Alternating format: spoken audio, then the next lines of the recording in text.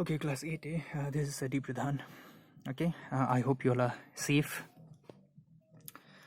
This topic that we are going to start, okay, is called physical quantities and measurement. All right, and this happens to be the second chapter that's there in your book. But before we actually jump into the topic, all right, let me tell you that we were actually, before the lockdown started, we were actually doing the question answers. So I want you all to complete the question answers from chapter number 1. Okay, I want you all to complete the question answers from chapter number 1. You all need not do the descriptive type questions like, describe an experiment to prove or something like that kind of a question. You need not do. All right, you can skip those kind of questions, but you need to do all the other questions during the lockdown. All right, so such that once the lockdown is over and you come back to the school, okay, I want you all to complete all of that question answers and then come to the school. All right, so jumping to the topic, this topic is called physical quantities and measurement. Now, first of all, you need to understand what physical quantities are, okay, or what a physical quantity is. Now, a physical quantity, you have studied about physical quantities in the junior classes also, like in class 6 and class 7. Okay, so this is just a recap for you all. So physical quantity is anything that can be measured, or physical quantities are things that can be measured. Anything that can be measured is what is called a physical quantity, remember. Okay, now examples of physical quantities are like some of the physical quantities I've written over here, like mass, length, time, area, volume, density, weight, speed, force, etc. These are some of the physical quantities that I've written, that I've mentioned over here. There are many other physical quantities also. Okay, you've studied about mass, you've studied about length, you've studied about time in your junior classes. Okay, you must have studied about area and volume too. Okay, so giving an example of physical quantities, like you have this pen. Okay, remember, this pen in itself is not a physical quantity. The pen is not a physical quantity, but the mass of the pen, this pen has a certain mass. The mass of the pen, of course, is a physical quantity. Okay, the length of the pen, of course, the length of the pen is a physical quantity.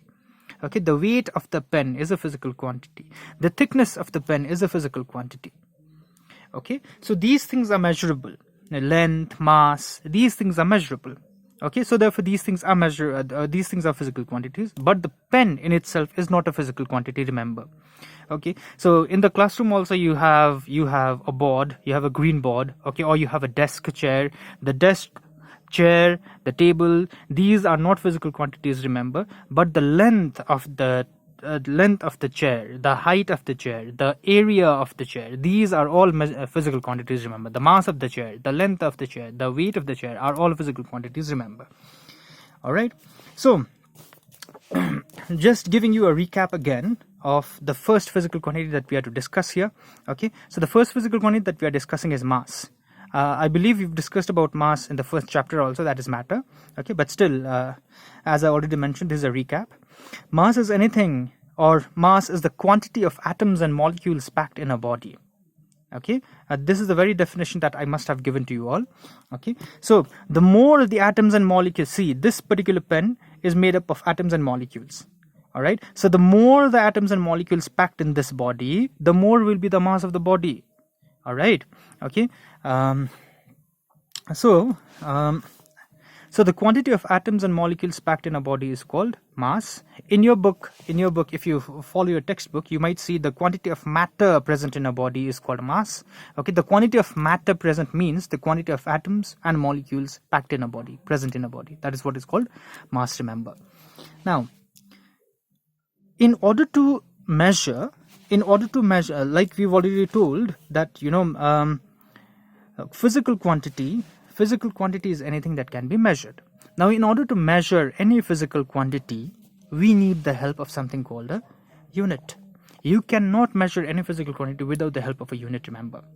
So to measure any physical quantity, whatsoever physical quantity it be, mass, length, time, area, force, whatever physical quantity it be, you always need a quantity, you always need the help of something called a unit to measure that physical quantity. So the units that we use to measure mass are kilogram, gram, quintal, ton. Okay, these are some of the famous or mostly used physical quantities: kilogram, gram, quintal, ton. Okay, kilogram also happens to be the SI unit. SI means, as you already know, this is called System International or Standard International Unit. Okay, so this is Standard International Unit, means the most widely used of all the units. Okay, the most widely used unit world over is what is called the SI unit. So the SI unit is kilogram. SI unit of mass is kilogram, remember. SI unit of mass is kilogram. Okay, and then we have the other units: gram, quintal, ton. What I've written over here is quintal is equal to 100 kg, remember, and ton is equal to 1000 kilogram.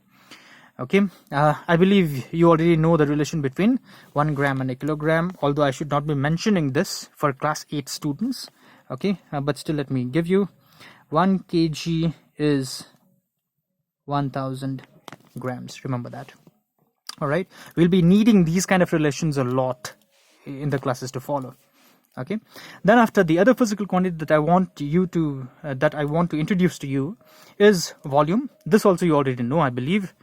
So volume is the amount of space occupied by your body is called volume.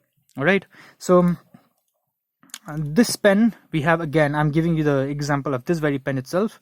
So this pen, okay, the surface it's covering, the length, the breadth, and the height that's covering, and the height, the length, the breadth, okay, and the height that it's covering, the 3D space that it's covering is what is called, is what is meant by the amount of space occupied by this body. All right, so the this is the amount of space that this particular pen is covering.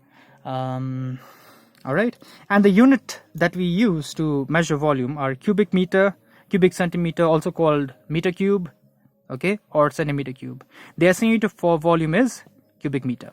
All right, now the last thing that I want to tell you is that I want to show you is the relation between meter cube and centimeter cube. Although I should not be showing you this, class 8 students should be knowing this kind of relation, remember. Okay, but still I'm showing you this.